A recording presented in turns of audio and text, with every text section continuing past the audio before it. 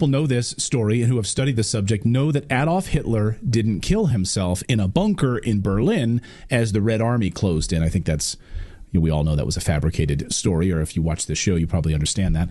Hitler actually fled Germany weeks before that using a group of underground tunnels that led to an airstrip.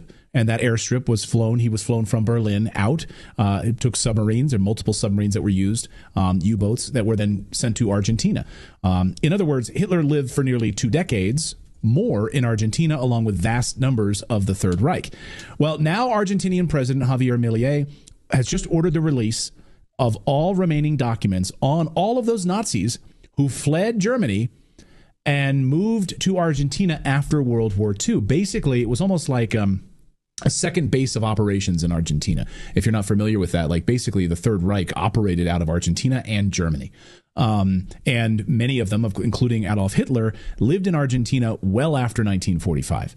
Most people know that Hitler lived out his days in Bariloche, Argentina, until he died there in the mid-1960s.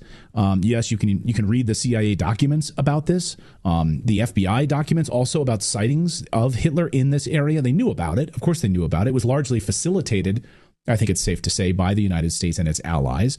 Operation Paperclip, anybody?